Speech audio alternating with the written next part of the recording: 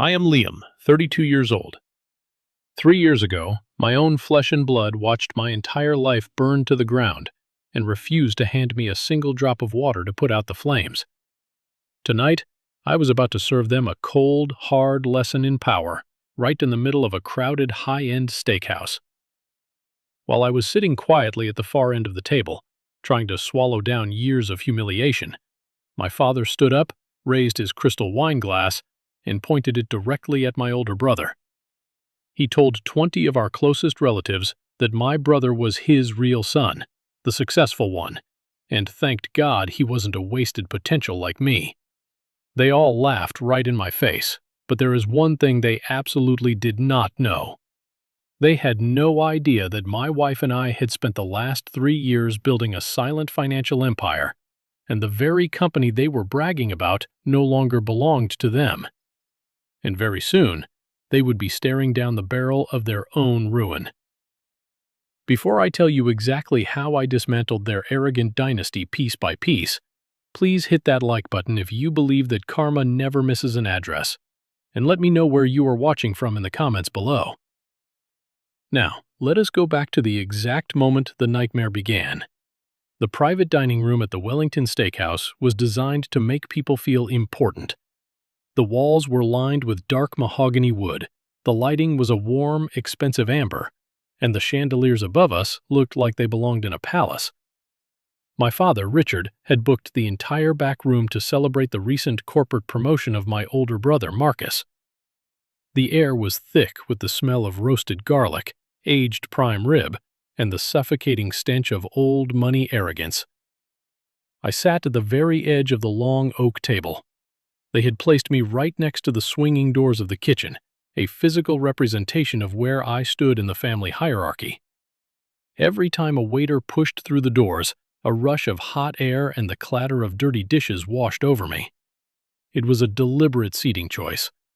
In my family, proximity to my father was the ultimate currency, and I was entirely bankrupt. Marcus sat at the head of the table, directly to my father's right.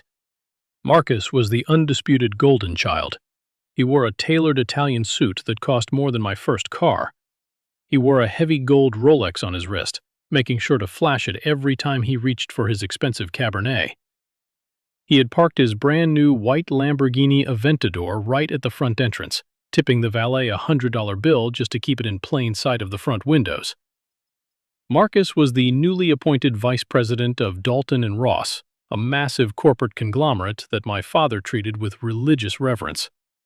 Every single one of my aunts, uncles, and cousins leaned toward Marcus as if he possessed the secrets to the universe. They asked him for insider tips on real estate investments. They asked him how to maximize their 401k portfolios. They desperately wanted to ensure they remained in his good graces, heavily anticipating the day the family inheritance would be divided. I looked down at my plate. The perfectly cooked steak suddenly looked completely unappetizing. I felt a familiar, heavy stone of anxiety settling deep in my stomach. I hated these dinners. I hated the constant, unspoken comparisons. But I had promised my wife Elena that we would attend this one. I had promised her that tonight would be the final time we ever had to endure this specific brand of torture. Elena sat quietly beside me. She wore a simple, beautifully cut black dress. She did not need flashy designer logos to announce her.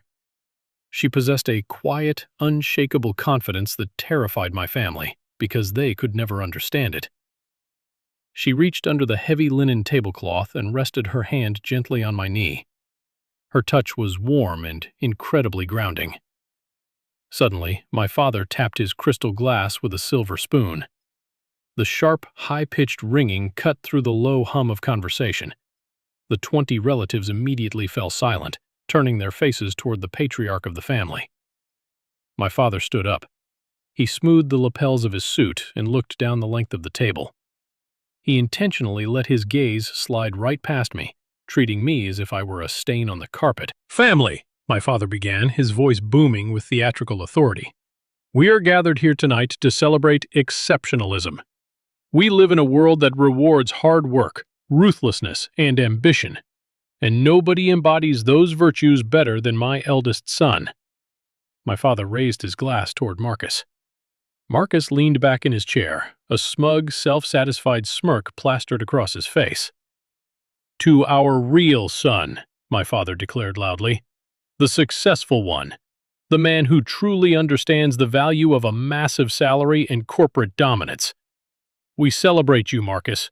The world needs to know the absolute difference between driven ambition and, well, wasted potential." The silence in the room shifted. It morphed from respectful attention to a cruel collective judgment. My father's eyes finally locked onto mine, and they were filled with nothing but cold disdain. Every single head at the table turned to look at me. The pitying glances, the second-hand embarrassment. My aunt cleared her throat awkwardly. My cousin averted his eyes, suddenly fascinated by the pattern on his butter knife. My own mother, sitting across from my father, simply tightened her grip on her napkin and looked down at her lap. She had spent 30 years choosing my father's wealth over her children's well-being, and she was not going to break that pattern tonight. Marcus leaned forward, resting his elbows on the table. The diamonds on his cufflinks caught the amber light. "So, Liam," Marcus called out, his voice dripping with condescending pity. "What is it you are doing these days? Still trying to make it with that little freelancing gig?" He said the word freelancing as if it were a highly contagious disease. A few suppressed laughs rippled around the table. My uncle covered his mouth to hide a wide grin. I felt a hot flush of anger rise from my chest, burning my throat. "I am keeping myself very busy, Marcus," I replied, keeping my voice perfectly level. I refused to give them the satisfaction of seeing me break. "Right, keeping busy," Marcus chuckled, looking around the table to gather his audience. "Well, we cannot all be executives at Dalton and Ross, right? Somebody has to do the small jobs. But listen, Liam, if you and Elena ever decide to start a family and you realize you need a real college fund for your kids, let my assistant know. I might have some low-level data entry work you can handle from home." The entire table erupted into genuine, roaring laughter. My father slapped the table, highly amused by the public execution of my dignity. They were feasting on my humiliation. They were treating my supposed failure as the main course of their extravagant dinner. Underneath the table, Elena's hand slid down from my knee and gripped my fingers. Her grip was startlingly strong. I turned my head slightly to look at her. Her beautiful face was completely calm, a mask of absolute serenity, but her dark eyes were burning with a terrifying, calculated fire. She leaned in toward me. The scent of her vanilla perfume cut directly through the suffocating smell of roasted meat and family betrayal. Her lips hovered just inches from my ear. "Time to tell them," she whispered. Her voice was incredibly soft, yet it rang louder in my mind than the roaring laughter of 20 people. I looked back at the table. I looked at my father, who was still chuckling, wiping a tear of mirth from his eye. I looked at Marcus, who was basking in the adoration of a family that worshipped his bank account. I had spent 3 grueling years waiting for this exact moment. I had spent 3 years biting my tongue, swallowing my pride, and building a weapon so massive they would never see it coming. I took a deep, slow breath. The furious pounding of my heart began to slow down, transforming from anxious panic into a steady, lethal rhythm. I squeezed Elena's hand back. I was ready to turn this celebratory feast into an absolute funeral. To fully comprehend the sheer magnitude of what was about to happen in that dining room, you have to understand the absolute devastation I had to crawl out from. You have to understand exactly how deeply my family buried me 3 years ago. I was never the golden child. While Marcus was groomed for the corporate boardroom, handed internships at massive financial firms, and gifted a luxury condo for his college graduation, I was the creative outcast. I wanted to build things. I started my own boutique design firm right out of a cheap, unheated apartment. I poured every single ounce of my soul, my energy, and my very limited savings into that company. For a while, it worked. We had a small, incredibly dedicated team. We built beautiful digital interfaces for local businesses. We were not making millions, but I was proud of what I had created with my own two hands. Then, a brutal economic downturn hit our sector. 3 of my biggest clients filed for bankruptcy within the exact same month. They defaulted on massive contracts. Overnight, my cash flow completely vanished. I was staring down a mountain of operational debt, office lease payments, and a payroll I absolutely could not meet. I sold my car. I maxed out every single credit card I owned, but it was not enough. The walls were closing in, and I had nowhere else to turn. I swallowed the massive pride I had carefully guarded my entire life and drove a rented, beat-up sedan to my father's sprawling estate in the wealthiest suburb of the city. I remember walking into his expansive oak-paneled study. The room always smelled of imported leather, expensive scotch, and aged cigars. My father sat behind a massive mahogany desk, reviewing highly confidential real estate portfolios. I stood before him like a beggar. I placed my detailed business recovery plan, my financial projections, and a legally binding loan agreement on his desk. I was not asking for a handout. I was asking for a secured loan with a high interest rate, fully backed by a lawyer. I just needed enough capital to bridge the gap for 3 months, until new contracts cleared. My father did not even glance at the meticulously prepared documents. He simply leaned back in his heavy leather chair, steepled his fingers, and stared at me with an expression of profound, crushing disappointment. "Liam," my father said, his voice laced with icy condescension, "I warned you from the very beginning that art and digital design were not real businesses. They are hobbies for people who cannot handle the rigorous demands of the corporate world. You decided to play at being a businessman, and you lost the game. I am certainly not going to throw my hard-earned money into a sinking ship just to protect your fragile ego." "Dad, it is strictly a temporary cash flow crisis," I pleaded, absolutely hating the desperate tremor in my own voice. "I have new clients lined up for the 3rd quarter. I just need a lifeline. I will pay you back every single cent with interest." "Absolutely not," he snapped, his tone turning completely ruthless. "You want to learn how the real world operates? This is exactly it. Failure carries heavy consequences. If I bail you out now, you will never learn. Maybe when you lose everything, you will finally understand what it takes to be a ruthless winner like your brother Marcus. I refuse to finance your mediocrity." He waved his hand, dismissing me like a stray dog begging for scraps.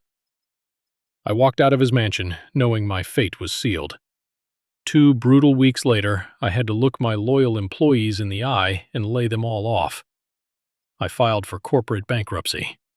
The bank seized my business accounts. I was evicted from my apartment because I could not make the rent. I hit the absolute, unforgiving bottom of human existence. I remember sitting on a park bench in the freezing rain, counting loose quarters just to buy a cheap cup of instant noodles, wondering if my life was completely over.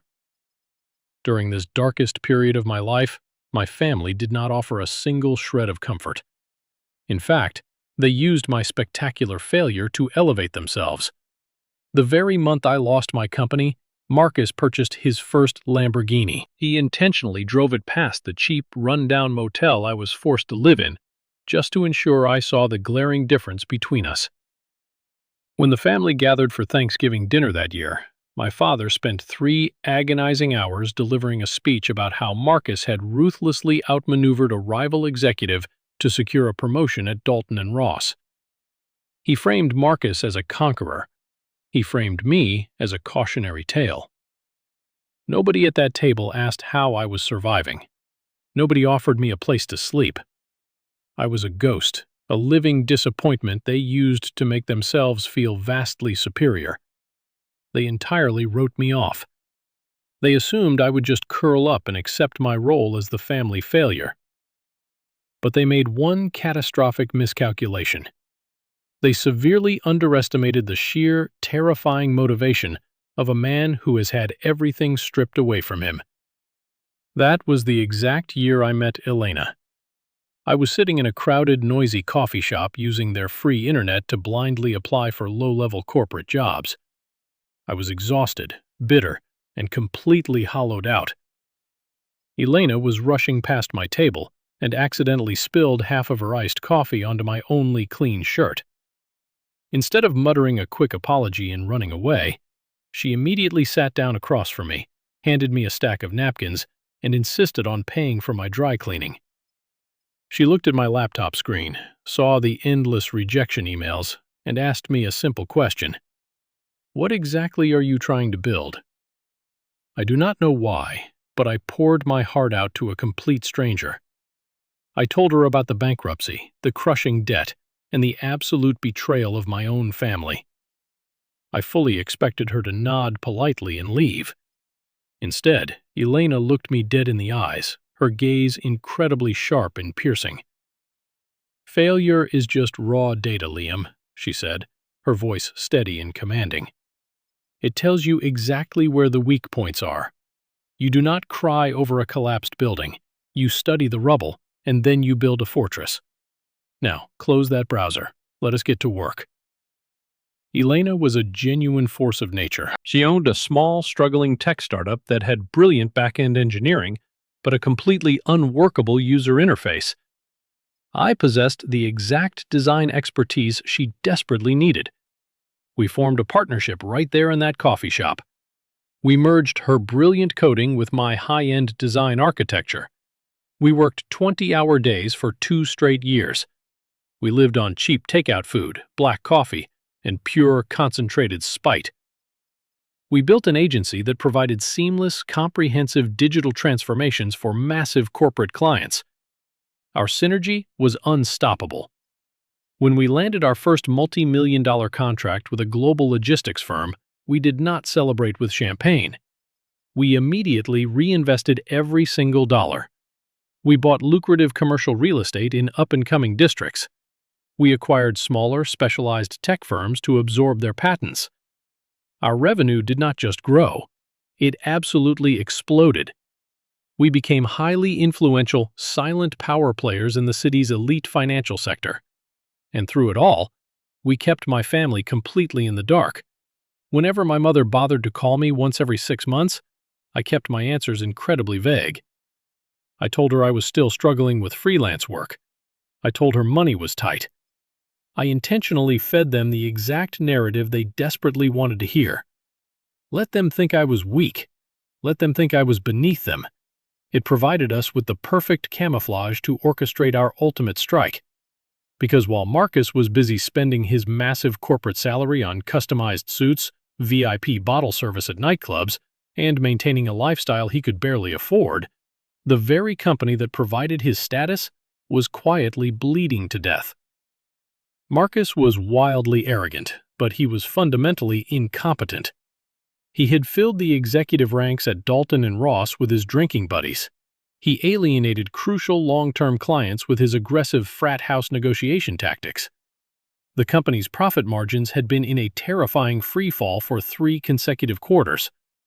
Elena and I knew this intimately because we had been aggressively analyzing the market. We utilized our vast resources to hire elite forensic accountants and private investigators. We dug deep into the heavily guarded financial records of Dalton and Ross. We discovered that Arthur, the elderly, deeply respected chairman of the board, was desperately searching for an exit strategy. Arthur was exhausted. He wanted to retire, but he was absolutely terrified of leaving his life's legacy in the hands of my father and my brother, who were clearly driving the corporation straight into a brick wall. Arthur needed a savior. He needed a buyer with incredibly deep pockets, a spotless track record of corporate turnarounds, and the absolute ruthlessness required to purge the toxic management team. He needed us. The secret meeting with Chairman Arthur took place in the heavily guarded private VIP suite of a downtown luxury hotel, far removed from the gossiping circles of the corporate world. The room was silent, insulated from the city noise below. Arthur sat across a heavy glass table from Elena and me. He looked frail. His shoulders slumped beneath his expensive suit, and his eyes carried the heavy burden of a man watching his empire slowly crumble. Spread across the glass table were our meticulously prepared financial statements, our aggressive restructuring strategy, and a massive proof of funds document. Arthur pulled his reading glasses down to the bridge of his nose and looked at me for a long, agonizing minute. "I have to be completely honest with you, Liam," Arthur said, his voice a gravelly whisper. "When my legal team first brought me your inquiry regarding a full acquisition, I nearly ordered them to throw it in the shredder. Your father, Richard, is a fiercely difficult and highly arrogant man, and your brother Marcus is an absolute walking liability. He is toxic. I naturally assumed you were cut from the exact same poisonous cloth." I did not flinch. I sat perfectly straight, projecting absolute calm. "I assure you, Arthur, I share nothing with those men except the last name. In fact, my primary operational directive upon taking control is to execute a complete and total house cleaning. The rampant nepotism, the grossly inflated expense accounts, the hostile work environment, all of it terminates the exact second the ink dries on the contract." Arthur sighed heavily, resting his hand on a thick red folder. "I am painfully aware of the declining revenue. I know Marcus has been aggressively misusing company funds to secure personal favors and inflate his own public image. It is an absolute disaster. If I do not execute a sale immediately, the board of directors will undoubtedly force a highly public, incredibly messy hostile takeover within the next 12 months. But I refuse to hand my life's work over to a soulless private equity firm that would simply gut the assets, fire the loyal staff, and sell the scraps." He turned his gaze to Elena, studying her sharp, intelligent expression, and then looked back at me. "My investigators looked into your agency. You two have built an absolute juggernaut from nothing. You clearly understand the genuine value of strategic vision and hard work. I am willing to sell my controlling shares directly to you. But I must warn you, when Richard and Marcus discover what you have done, it is going to be an absolute bloodbath. They truly believe this company is their royal birthright." "Let me worry about handling my family, Arthur," I said, leaning forward and resting my forearms on the table. "I am fully prepared for the fallout. Do we have a binding agreement?"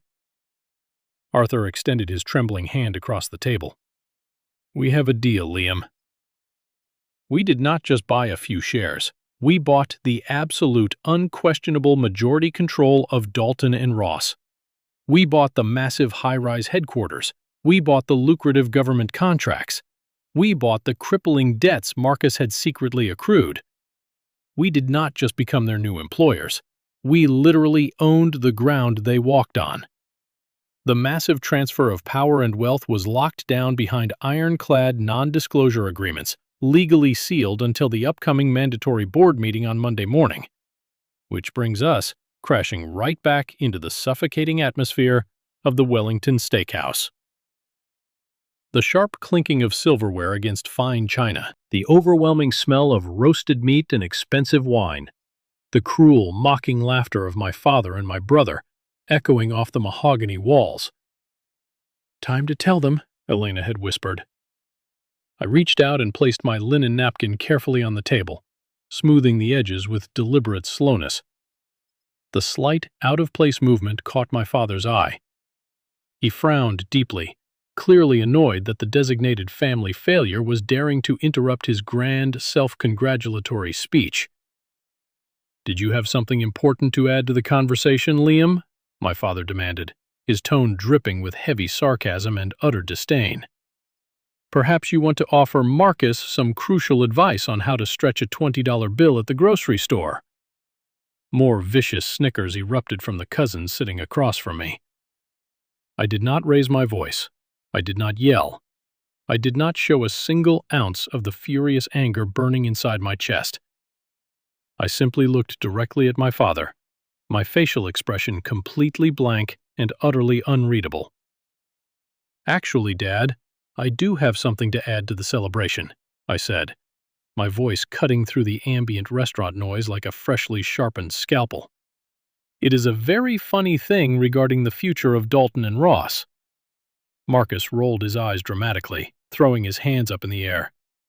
"Oh, here we go. The brilliant freelancer is going to give the vice president corporate strategy advice. Somebody please get a notebook and a pen. It changed ownership last week, I stated, the words dropping from my mouth like heavy lead weights. The laughter in the private room died instantly.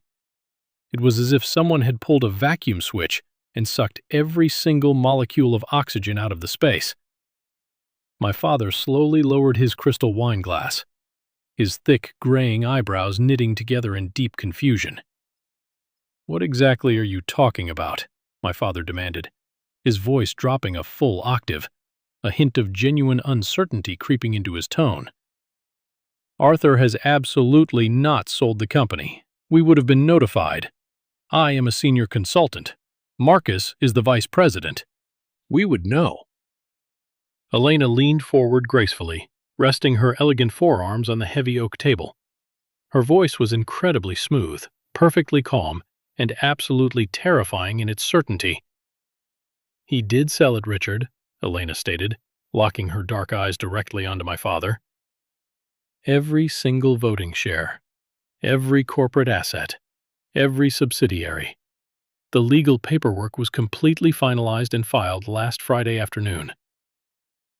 Marcus suddenly slammed his open palm onto the table, making the expensive silverware rattle violently against the plates. "That is a pathetic lie.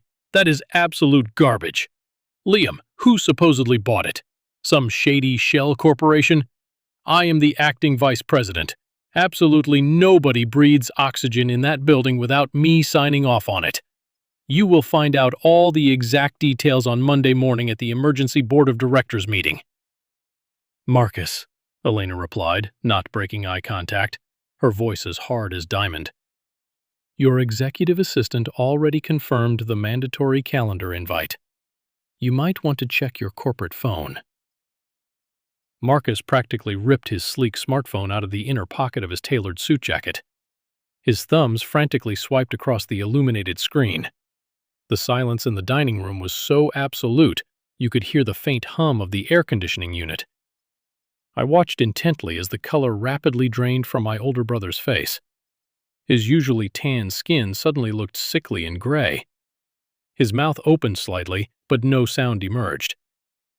"Marcus," my father barked, real panic finally bleeding into his authoritative voice. "Marcus, what the hell does the email say?" Marcus slowly raised his head, his eyes blown wide with a sickening mixture of absolute horror and complete disbelief. He looked like a man who had just watched his own execution order being printed. "It is a formal notification of a complete ownership transfer. A mandatory all-hands executive meeting is scheduled for Monday at exactly 9 a.m. My father's crystal glass hit the table with a sharp, heavy thud. Dark red wine sloshed violently over the rim, staining the pristine white tablecloth like a pool of fresh blood. He turned his furious, burning gaze back to me. "Who?" my father growled, the thick veins in his neck bulging aggressively against his silk tie. "Who bought the company, Liam? Tell me right this second." I sat back in my chair, feeling a profound, terrifying sense of absolute calm wash over my entire body. I looked directly at the man who had systematically torn down my self-worth, who had viciously laughed at my darkest moments of bankruptcy, who had treated me like dirt on his shoe for my entire adult life. "You stood up tonight and said you were incredibly proud of your real son," I said softly, but the words echoed violently in the dead silent room. "You should be very, very careful about who you classify as real, Dad, because it turns out the son you constantly overlook, the son you publicly mock, is the exact same man who just legally signed your future paychecks." The silence that followed that statement was absolute poetry. Nobody dared to breathe. My aunt's hand trembled so violently she dropped her fork onto her plate with a loud, piercing clatter. My mother quickly covered her mouth with both hands, her eyes wide with shock and terror.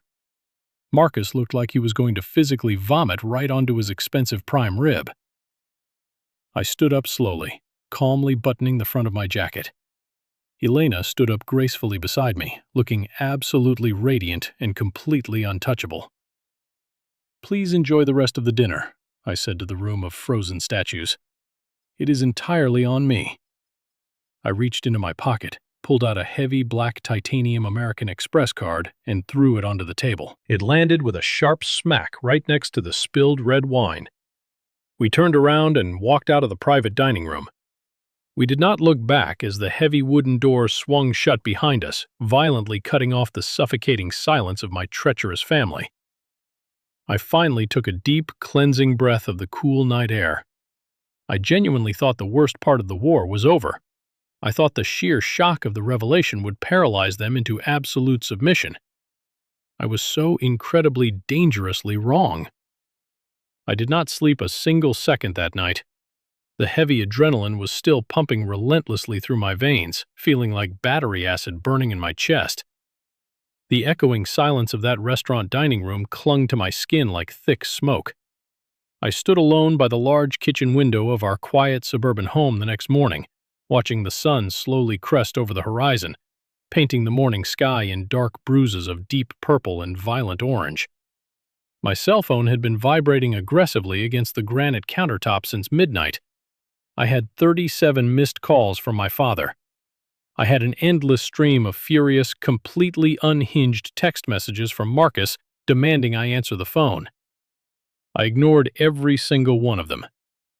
Elena walked into the kitchen barefoot, wearing one of my oversized dress shirts, holding 2 steaming mugs of black coffee. She walked over and handed me a mug, her facial expression completely unreadable.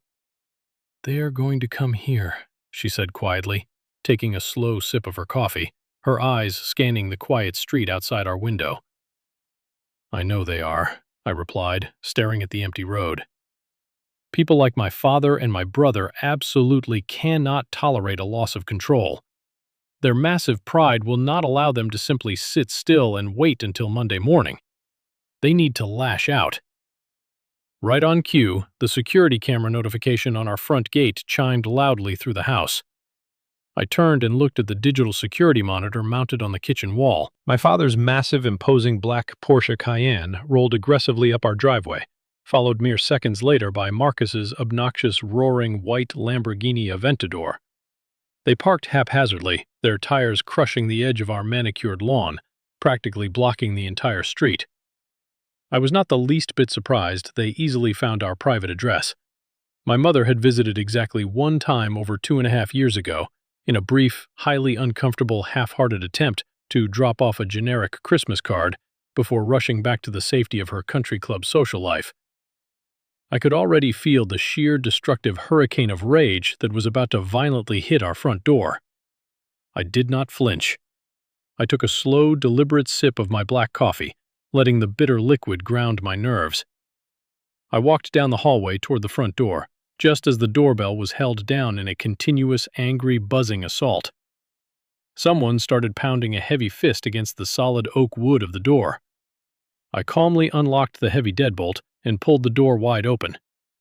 My father stood on my front porch, his face flushed a very dangerous shade of deep crimson. He was aggressively clutching a thick stack of printed papers in his large fist, crushing the edges in his grip. Marcus stood right behind his shoulder, pacing back and forth like a trapped, rabid animal. His designer sunglasses pushed up into his perfectly styled hair. "You think this is some kind of hilarious, sick joke?" My father roared at the top of his lungs before the door was even fully open. He immediately stepped aggressively into my personal space, trying to use his larger physical presence to intimidate me, a bullying tactic that had worked perfectly for 30 years. "You walk into a private family dinner, you violently humiliate your brother in front of every relative we have, and you spew these ridiculous, pathetic, easily disproven lies?" "Good morning to you too, Dad," I said, leaning casually against the doorframe, absolutely refusing to yield a single inch of physical space to him. "I see you finally got my message." Marcus aggressively pushed past my father, his face twisted into an incredibly ugly, hateful sneer. "Listen to me very carefully, you little piece of trash. I called Arthur's private residential line at 6 this morning. He completely ignored me. I called the corporate legal department. They entirely shut me out. Whatever stupid, pathetic rumor you managed to start, whatever fake, forged document you photoshopped to impress your wife, I am going to bury you in a massive lawsuit so deep you will never see the light of day again. I will legally take every single thing you own. I will fight for full legal custody of every single asset you falsely claim to possess." "A lawsuit?" I asked, raising an eyebrow in mock surprise. I took a step back and gestured openly into the hallway of my home. "Please, come inside. Let us discuss this impending lawsuit calmly over a fresh pot of coffee." My father aggressively stomped over the threshold into the entryway, bringing the suffocating smell of expensive cologne and pure, unadulterated rage right into my sanctuary. Marcus followed closely behind, glaring at our modest, tasteful furnishings as if they were infected with a disease. "Do not play your stupid little games with me, Liam," my father snarled, violently throwing the crushed stack of papers onto my entryway console table. "There is absolutely no physical way Arthur sold Dalton and Ross to a failure like you. You are a bankrupt freelancer. You do not possess the required capital. You do not have the elite banking connections. The senior board of directors would have immediately blocked any such transaction." Elena walked gracefully out of the kitchen, her silver laptop tucked securely under one arm. She looked at the two sweating, furiously angry men with a detached, analytical curiosity of a scientist observing a very interesting, but ultimately harmless insect. "Actually, Richard, the board of directors did not know anything about the transaction until the ink was completely dry on the final contracts. That is the sheer beauty of a fully private, majority shareholder buyout," Elena said smoothly, setting her laptop down on the console table next to his scattered papers. She tapped the keyboard a few times, bringing up an official, heavily encrypted legal PDF document. "Arthur held the ultimate controlling interest. He desperately wanted out of the nightmare you two created. We offered him a massive premium, an all-cash buyout that he simply could not refuse." Marcus scoffed loudly, a harsh, barking sound, but his panicked eyes darted nervously toward the glowing laptop screen. "You are bluffing. You absolutely do not have access to that kind of liquid money. Check your corporate executive email right now." "Marcus," Elena said, her voice dropping all pretense of social politeness, becoming cold and commanding. "The corporate legal department just unlocked the detailed transaction files for the senior executive team 5 minutes ago. Read it." Marcus yanked his smartphone out of his pocket again. His hands were shaking so violently he nearly dropped the expensive device onto the hardwood floor. He scrambled to unlock it, his breath coming in short, erratic, panicked gasps. He tapped the screen, opening his secure corporate email application. I stood in silence and watched him read. I watched his wide eyes rapidly scan the dense legal jargon, the binding corporate signatures, the undeniable concrete proof of his own spectacular downfall. The remaining color completely vanished from his face. He looked like a man who was about to suffer a massive heart attack right in my hallway. "This is massive corporate fraud," Marcus stammered wildly, his voice cracking under the intense pressure.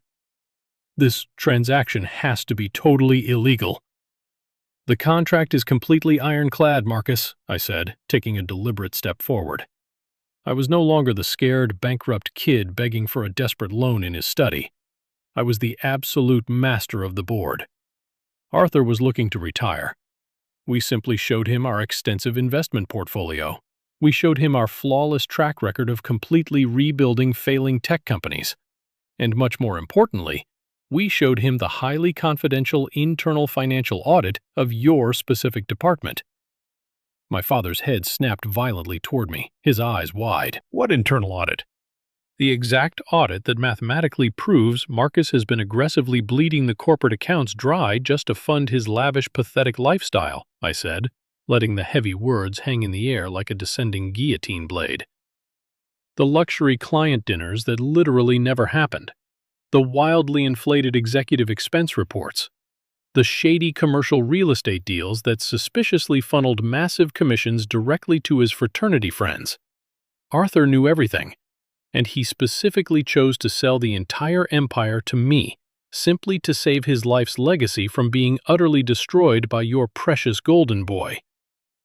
My father slowly turned and stared at Marcus, a flicker of genuine, terrifying panic finally crossing his eyes for the very first time in his life. "Marcus, look at me. Is this true?" Marcus took a terrified step backward, his back hitting the wall of my hallway. "Dad, no. You have to listen to me. It is completely out of context. They are maliciously manipulating the accounting numbers to frame me." My father turned back to face me, his large hands curling tightly into fists at his sides. "You planned this massive betrayal entirely behind my back. You waited in the shadows for 3 entire years, plotting this elaborate scheme just to violently ruin your own family. You made absolutely sure I had nothing left to lose, Dad. Do you remember that day in your study?" I met his furious, burning gaze without blinking a single time. "You laughed in my face when I was facing bankruptcy. You explicitly told me that failure had severe consequences. You told me to learn exactly how the real, ruthless world works. Well, Dad, I learned. I learned quietly. I learned efficiently. And I am applying every single one of those brutal lessons right now." "You honestly think this hostile takeover makes you a winner?" my father spat, though his voice notably lacked its usual booming, unshakable authority. "You are nothing but a vindictive, ungrateful, pathetic son." "No," I said, my voice dropping to a dangerously soft whisper. "It finally makes me free." Monday morning, exactly 9 a.m. Do not be late to the boardroom. I absolutely hate tardiness. I reached past him, grabbed the handle of my front door, and pulled it wide open, silently demanding they leave my property. For a long, agonizing minute, absolutely nobody moved. The heavy grandfather clock in the hallway ticked loudly, marking the seconds. Then, my father slowly looked down at the hardwood floor, his broad shoulders noticeably slumping just a fraction of an inch. He walked slowly out of the door without saying another word.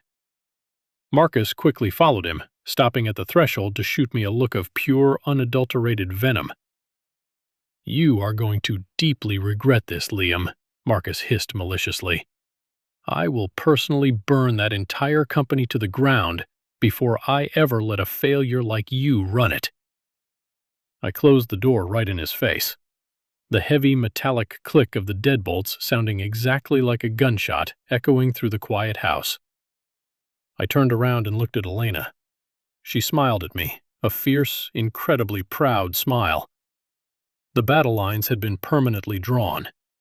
The family was completely and utterly broken.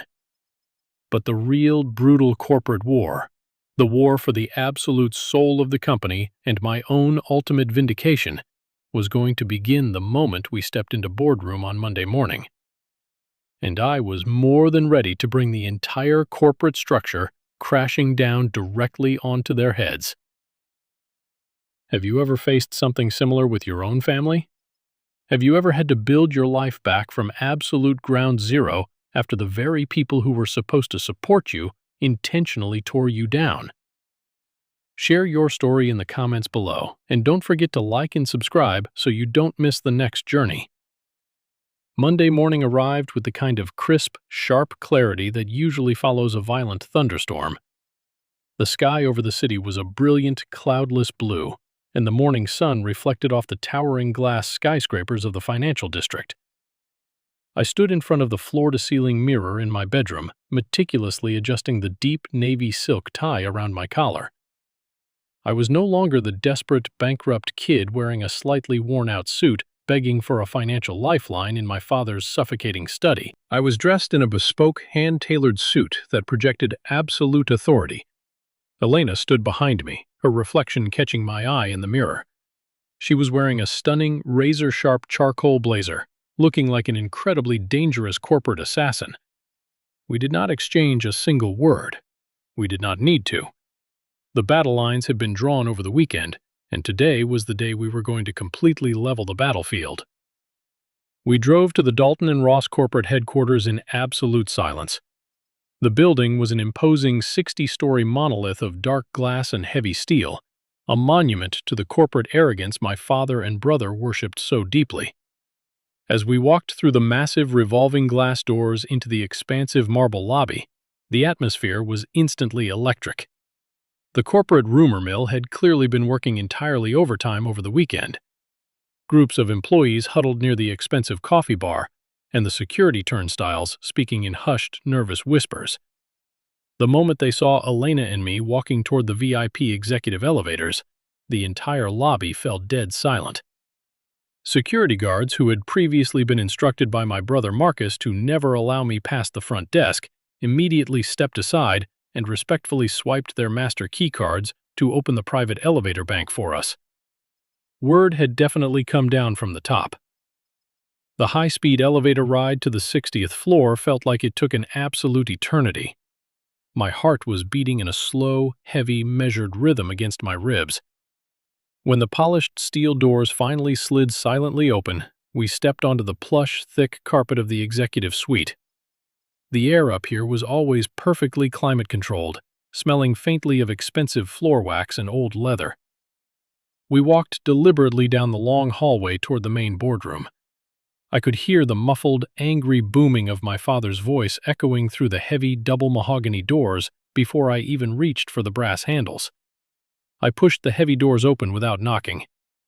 The boardroom was spectacular, featuring a massive 30-foot polished mahogany table surrounded by 24 high-backed leather chairs. Floor-to-ceiling windows offered a dizzying panoramic view of the entire city skyline.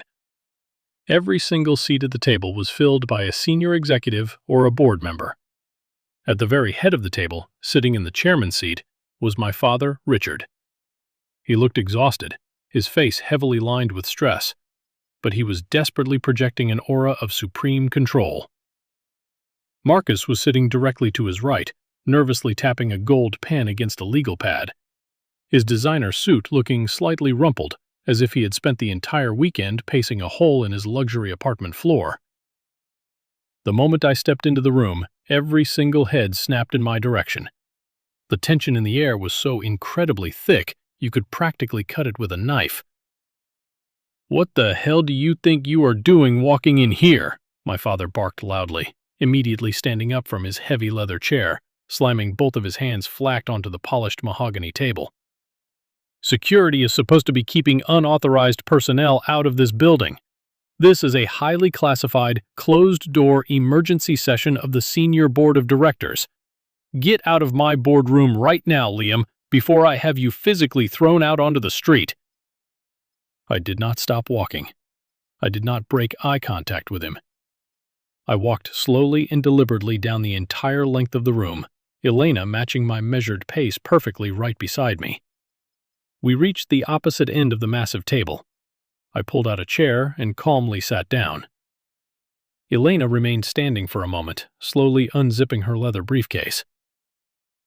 "You are sitting in the wrong chair, Richard," I said, my voice completely calm, echoing clearly across the silent expanse of the large room. "Arthur's seat belongs to the majority shareholder, and as of last Friday afternoon, you are looking directly at him." Marcus suddenly jumped to his feet, pointing the gold pen at me like a weapon. "Do not listen to a single word he says. This is a massive, highly coordinated scam. He is a failed freelancer who went completely bankrupt 3 years ago. There is absolutely no legal way he secured the capital required for a corporate acquisition of this massive scale. He is trying to orchestrate a fraudulent, hostile takeover, and we are already preparing a massive lawsuit to have him thrown in federal prison." The other executives shifted incredibly uncomfortably in their expensive leather chairs. Some of them looked nervously at my father, waiting for him to assert his dominance, while others looked directly at the thick, heavy legal binders Elena was currently pulling out of her briefcase. Elena systematically slid 5 massive, heavily bound legal documents down the length of the polished table. They stopped directly in front of the senior legal counsel and the chief financial officer. "Those are the fully executed, legally binding transfer agreements," Elena stated, her voice as hard and cold as absolute ice. "Fully vetted, fully notarized, and completely finalized by the Securities and Exchange Commission. Every single voting share previously held by Chairman Arthur has been legally transferred to our holding company. We are not here to ask for your permission to take over. We are here to officially inform you that we already have. The senior legal counsel, a gray-haired man who had worked for Dalton and Ross for 20 years, slowly opened the first binder. He adjusted his reading glasses and scanned the top page. The entire room waited in agonizing silence as his eyes darted back and forth across the dense legal text. He flipped to the signature page. He stared at it for a long, heavy moment. Then, he slowly took off his glasses, looked directly at my father, and let out a long, defeated breath. "Richard," the lawyer said quietly, his voice trembling slightly, "the signatures are completely authentic. The SEC filing codes are fully verified in the global database. He owns it. He owns the absolute majority. They own the entire company." My father's face immediately drained of all its color, turning a horrifying shade of ashen gray. He slowly sank back down into the large leather chair, the fight completely leaving his body, as the sheer, crushing weight of reality finally crashed down upon him. He stared blankly at the mahogany table, completely unable to process the absolute destruction of his lifelong corporate dynasty. But Marcus was absolutely not ready to surrender. His massive ego simply would not allow it. "This is completely unacceptable," Marcus screamed at the top of his lungs, his face turning a furious shade of bright purple. He slammed his fist onto the table. "I am the vice president of this corporation. I have dedicated years of my life to building this brand. I have personally secured massive real estate contracts. You cannot just walk in here and steal my massive salary, my guaranteed promotion, and my entire future. I demand an immediate injunction. Internal financial audit that has been secretly running for the past 3 weeks. The numbers are extremely disturbing." Marcus froze completely, his eyes widening in absolute terrifying panic.